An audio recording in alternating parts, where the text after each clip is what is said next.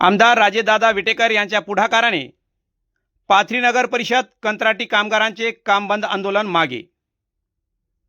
पाथरी नगर परिषदेतील पाणीपुरवठा विभागातील कर्मचाऱ्यांना मागील 5 महिन्यापासून मानधन मिळत नसल्यामुळे कर्मचाऱ्यांनी गेली 8 दिवसापासून आपले काम बंद आंदोलन सुरू केले होते।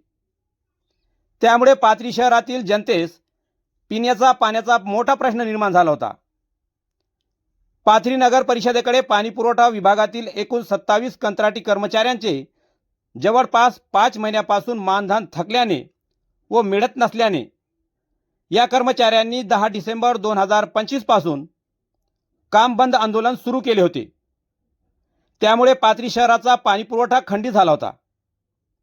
कर्मचाऱ्यांच्या या काम बंद आंदोलनामुळे पाथरी शहरवासियांना पाणी टंचाईचा सामना करावा लागला। पाथरी विधानसभेचे आमदार राजेश उत्तमराव विटेकर यांनी पाणीपुरवठा विभागातील कर्मचाऱ्यांची बैठक घेतली।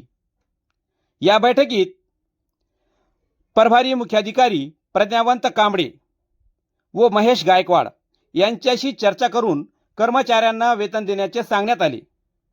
यात 1 महिन्याचे वेतन देण्याचा निर्णय घेण्यात आला। एकूण 27 कर्मचाऱ्यांपैकी 26 कर्मचाऱ्यांना प्रत्येकी 1 महिन्याचा वेतन देण्यात आला।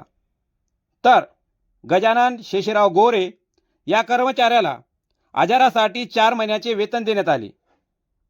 गजानन शेषराव गोरे या कर्मचाऱ्याला 1 डिसेंबर 2025 रोजी पाणी सोडत असताना कामावरच हृदयविकाराचा झटका आला होता। तरी पाथरी नगर परिषदेकडून त्यांना वेतन देण्यात आले नसल्याचे या बैठकीत त्यांनी गऱ्हाणे मांडले। गोरे यांनी आमदार राजेदादा विटेकर यांच्या समोर सांगितले।